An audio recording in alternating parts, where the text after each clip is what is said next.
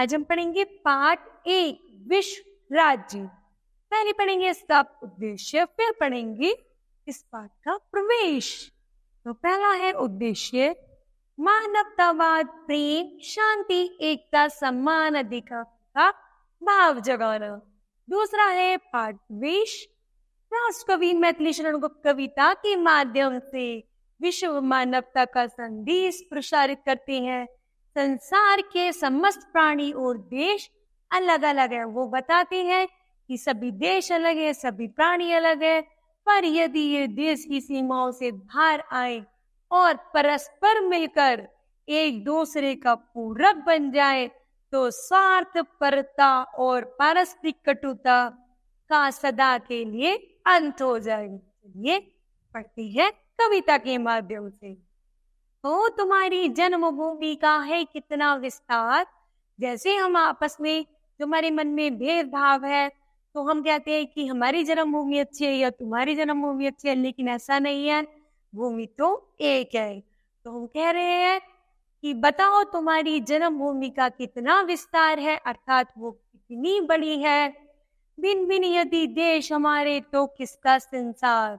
यदि यहाँ पर भिन्न भिन्न तरह के देश हैं तो बताओ ये संसार किसका है। यहाँ पर बच्चों 2 प्रश्न आते हैं जिन्हें पंक्तियों के माध्यम से पूरा करते हैं। पहले है, धरती को हम काटे छाटे तो उस अंबर को भी बांटे। एक अनल है, एक सलिल है, एक अनिल संचार। कहो तुम्हारी जन्मभूमि का है कितना विस्तार। वो कह रहा है हम अपनी धरती को चाहे कितना छोटा काटे छाटे, मतलब धरती को काट छाट नहीं सकते, अर्थात उस पर बस्तियां बना सकते हैं या खाली जगह छोड़ सकते हैं। उसी प्रकार धरती को हम काटे छाटे, चाहे हम बांट ले अंबर को भी चाहे हम बांट ले, फिर भी हम यह नहीं बता सकते कि हमारी धरती का विस्तार कितना है या तुम्हारी धरती का विस्तार कितना है। एक भूमि है, एक व्योम है, एक सूर्य है, एक सोम है, एक प्रकृति है, एक पुरुष है, अगणित रूपाकार। कहो तुम्हारी जन्मभूमि का है कितना विस्तार।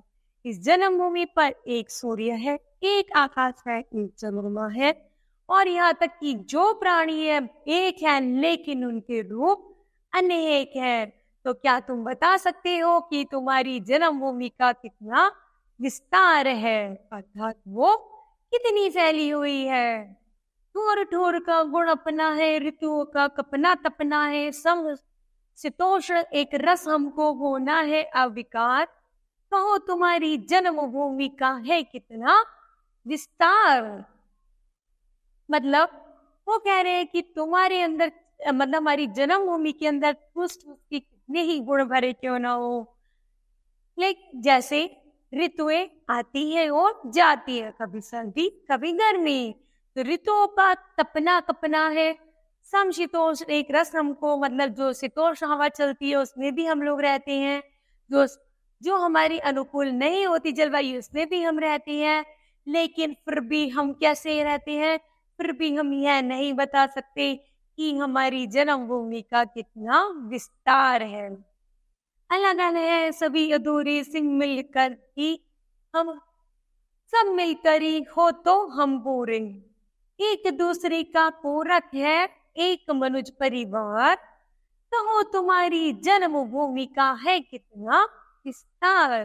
वो कह रहे हैं यदि हम अकेले अकेले हैं तो कोई हमारा मनोबल ही नहीं है, ना कोई हमारा देश है, ना कोई हमारा समाज है।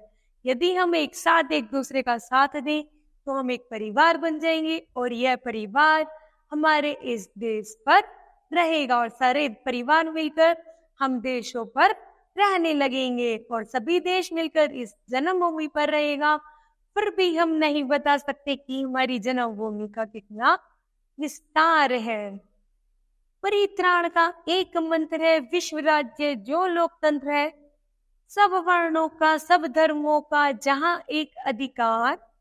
कहो तुम्हारी जन्मभूमि का है कितना विस्तार।